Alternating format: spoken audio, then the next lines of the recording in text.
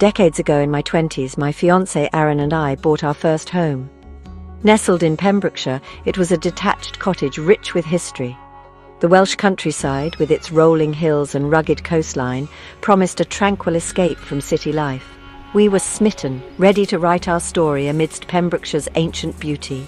Pembrokeshire, steeped in myths and legends, welcomed us. Its national park, charming villages and imposing castles held timeless appeal.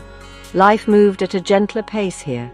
This idyllic setting, with its breathtaking landscapes and rich history, was perfect for our new chapter.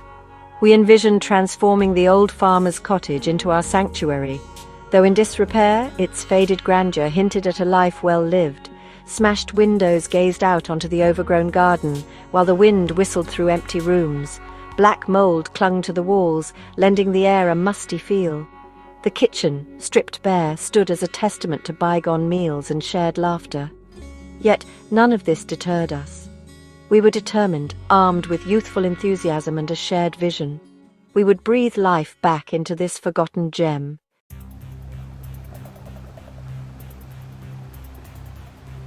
The cottage, with its weathered stone facade and moss-covered roof, whispered tales of a time gone by.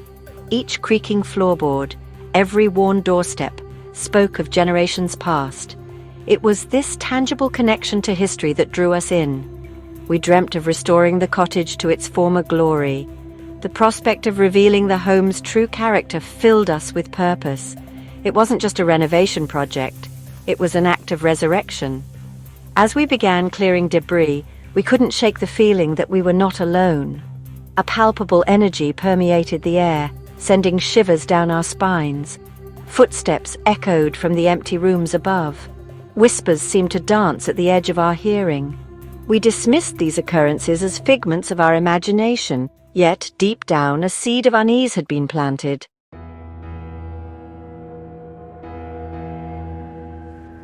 Our renovation journey began with making the cottage habitable. The air hung heavy with the scent of damp plaster and decay. Dust motes danced in the pale sunlight, illuminating the work ahead. Our first project was adding a partition wall upstairs. This would transform the cavernous bedroom into 2 separate spaces. It was during this phase that we experienced the first unsettling indication that we might not be alone. The air seemed to crackle with unseen energy. We had just erected the wooden framework for the partition. The scent of fresh pine filled the air. Leaving our tools on a beam, Aaron and I descended the stairs. The television flickered to life, casting shadows on the bare walls. We were engrossed in a program when a resounding crash from upstairs shattered the silence. I shot out of my chair, my heart pounding. Aaron, concerned, was right behind me as I bounded up the stairs. The landing was bathed in eerie silence. We exchanged puzzled looks, searching for a logical explanation. The tools had fallen, but how?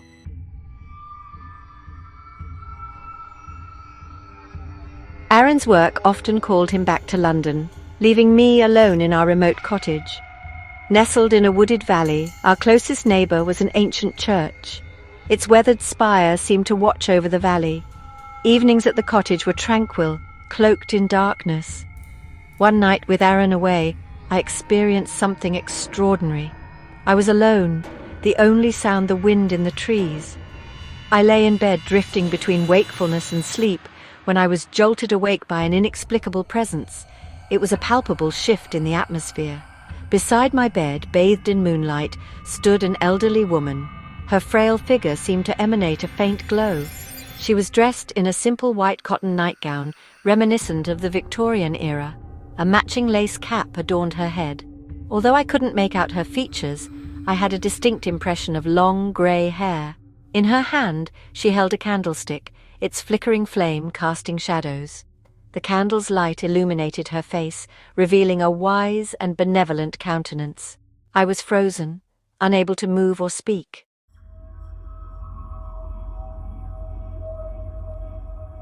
While renovating the living room, Aaron and I found a large, dusty carpet beneath layers of linoleum and old newspapers. It was a relic from the 50s or 60s, its colours faded but its quality undeniable. Intrigued, we decided to salvage the carpet.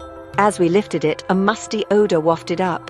Beneath the carpet lay 4 mummified mice. Their tiny bodies, desiccated and flattened, sent a shiver down my spine. Each mouse lay perfectly preserved. "Oh, that's grim," Aaron said.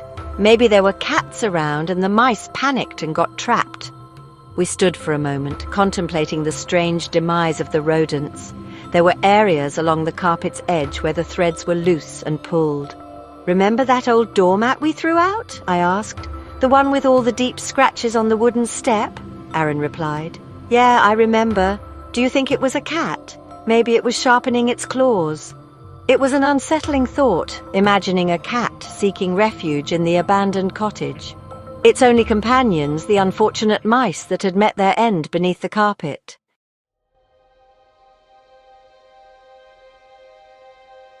That afternoon, we decided to burn the carpet and the mice. We built a bonfire in the garden. The scent of burning leaves and damp earth hung heavy in the air. We tossed the old carpet onto the pyre, its synthetic fibres releasing acrid smoke. The mummified mice were quickly forgotten. We didn't dwell on the incident, dismissing it as a quirk of the old house. Little did we know that this event was a harbinger of unsettling events. Weeks later, with Aaron away, I was alone in the cottage. I had retired early, seeking solace in our bedroom. The old house creaked and groaned around me. I was drifting off to sleep when a cacophony of noise erupted. It was the unmistakable sound of cats fighting. I lay frozen in terror, my heart pounding. The duvet felt suffocating, my limbs heavy. "This is a dream," I told myself. "All the doors are locked, there are no cats here." I forced my eyes open, searching for the source of the sounds. As my senses sharpened, the noise subsided. Then I felt it. A weight on my feet. A cat, I realized, my blood turning to ice. It began to move, slowly climbing up my body. Its paws slipped between my legs, finding purchase on the sheets. Upward it climbed until it reached my stomach. I felt its weight, a solid presence. At the same time, I sensed another cat on the pillow above my head. Terror welled up inside me. Despite my fear, a strange clarity emerged. I knew with absolute certainty that the cat on my body was Ginger with a white paw. The one near my head was a tabby with 3 white feet. I lay paralyzed, my breath shallow and ragged. I could feel their tails swishing in the darkness. Suddenly, the hallway light flickered back on. Angry snarls erupted from beyond the bedroom door. A shadow, feline in its movements, paced outside the room. This cat, I sensed, was a large black tom with 2 white front paws. It was furious, its tail lashing back and forth. Then the hallway light went out, plunging the room into darkness. The cats on the bed vanished. I scrambled out of bed, my legs shaking. I fumbled for the light switch, bathing the room in a warm glow. The bed was empty. Tears streamed down my face, a testament to the terror that had gripped me. I spent the night huddled on the sofa downstairs. The memory of the cats haunted me. I told no one, not even Aaron. Something prevented me from sharing. Weeks later, I met an elderly woman gathering dandelions. Her kind eyes and warm smile belied a lifetime etched on her face. We fell into conversation. She lived in the village and collected dandelions for her pet tortoises. On a whim, I asked about our house. "It belonged to old Maud," she replied. "She passed away a few years back." "A lovely woman, but she had her troubles," she continued. "She hadn't died at the cottage. The church caretaker found her collapsed in the hallway. She passed away in hospital. Maud was a kind soul, but the drink got the better of her. She loved that cottage." She paused, her gaze drifting towards our house. She adored birds, fed them every day, used to get cross with her cats for chasing them off. "Cats?" I asked, my curiosity piqued. "How many cats did she have?" "3, the woman replied. "A ginger one and a tabby, and a big black tom called Cosmo. They were her pride and joy, those cats." My blood ran cold. I stared at her, my mind reeling, the pieces of the puzzle falling into place with terrifying clarity. "You've seen a picture of them, then?" she asked, her brow furrowed in concern. "No," I lied, unable to voice the truth. to admit that I had encountered Maud's beloved cats in the depths of the night, their spectral forms as real and as terrifying as any living creature. The encounter with the woman and her casual mention of Maud's cats sent a chill down my spine. The events of that night, the phantom felines, their presence so vivid, so real, took on a sinister new meaning. The cottage, once a sanctuary, a symbol of our shared dreams, began to feel oppressive, its walls closing in on me. The atmosphere grew heavy with unspoken words, with a tension that crackled in the air like static electricity. Aaron, oblivious to my growing unease, continued his weekly trips to London, his work providing a convenient excuse to escape the stifling atmosphere of the cottage. The strange occurrences continued, each incident chipping away at my composure, fueling the fear that gnawed at the edges of my mind. The phone would ring, its shrill tone jarring in the silence of the house, only to be met with an eerie silence on the other end.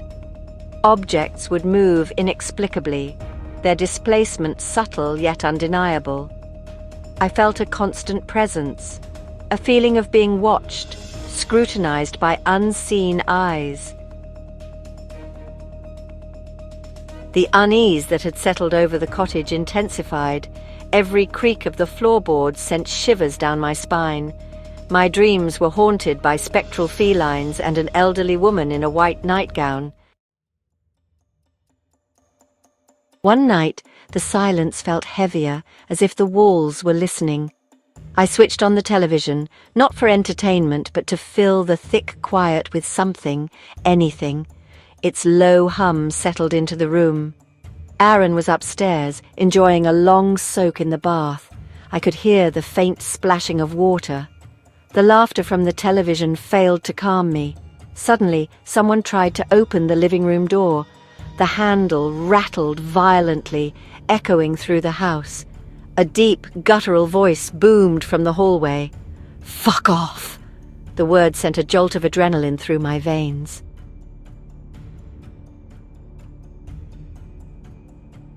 I leapt to my feet, my heart pounding in my chest. Podge bolted, his ears flattened. He disappeared behind the sofa. I flung the door open. The hallway was empty. Silence, broken by distant water. I hurried down the hallway. I flung the bathroom door open. Aaron stared, surprised and annoyed. Still soaking in the tub, there was simply no way he could have raced to the lounge, yelled, and made it back to his bath that quickly. He seemed taken back and remarked, "You know, that shout wasn't from me, and I'm sure it wasn't you either." As I made my way to the lounge to cuddle with Podge, I caught him muttering, "This place is driving me insane."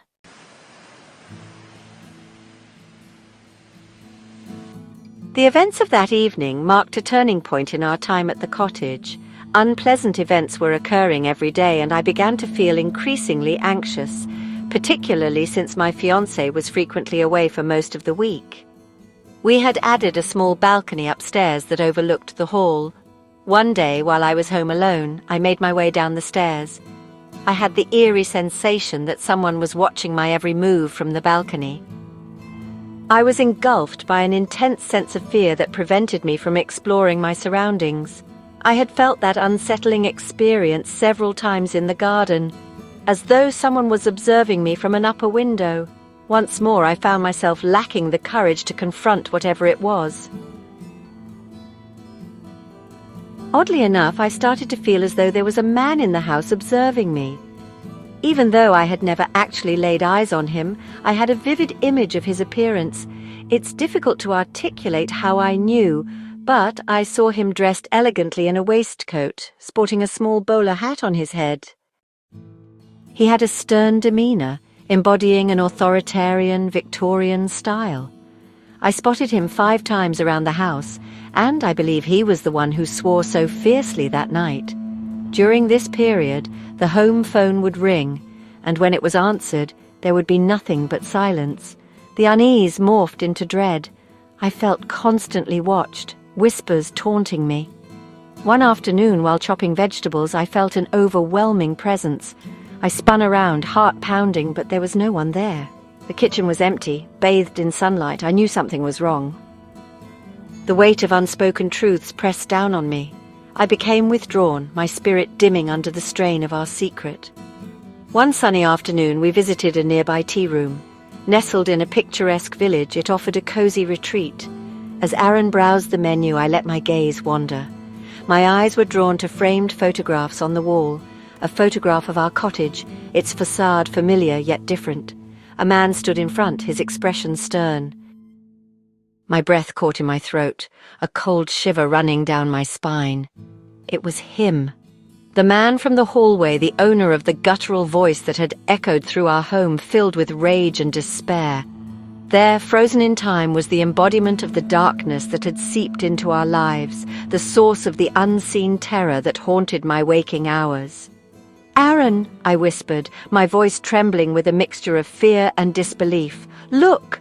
I pointed to the photograph, my finger shaking slightly. Aaron, startled by the urgency in my voice, turned to follow my gaze.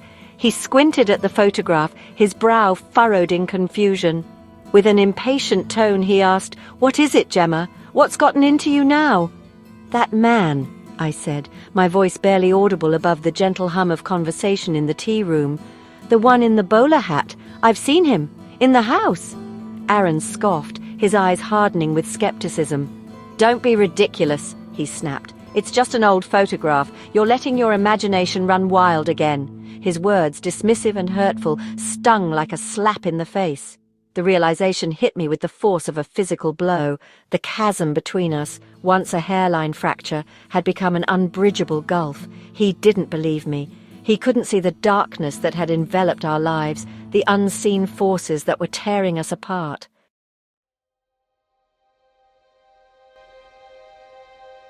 His disbelief was a punch to the gut. It was more than just the photograph. It was every unanswered phone call, every unexplained noise, every moment of unease dismissed as my overactive imagination. In that instant, I saw the truth of our relationship reflected in his eyes. The foundation of trust had crumbled beneath the weight of secrets and unspoken fears. That night, sleep eluded me. The silence now pulsed with a sinister energy. Every creak of the old house, every rustle of leaves outside the window, whispered accusations, reminders of the growing distance between us. The truth, when it finally emerged, was more devastating than anything I could have imagined. I discovered that Aaron had motivations beyond work for his frequent trips to London. He had begun an affair. It started around the time we discovered the dead mice under the carpet. Unbeknown to me, Aaron was 5 months into his affair when I started to see the bowler man. When at the tea room that summer, he had emotionally checked out of our relationship. I see that now. What other reason could there be for him to accuse me of stirring up drama over a black and white photo? I believe there is a link between the troubling events that started occurring in the house and Aaron's infidelity. I suspect that his cheating introduced negative energy into the space, and the silent calls were from Aaron's other women. I kicked Aaron out of the house once I discovered what he had been up to in the city. Perhaps the old lady was aware of everything from the start and wanted to shield me. Reflecting on it, she might have chosen to let the grim man's dark, masculine spirit handle the situation. Aaron and me were in that house 2.5 years, and after we'd sold up, I moved to the country on my own. The man I loved had been a stranger. The cottage mirrored the turmoil and reflected the darkness in our relationship. I never saw the man in the bowler hat again, but his haunting presence lingered. The experience left an indelible mark. Sometimes the most terrifying monsters reside within the human heart.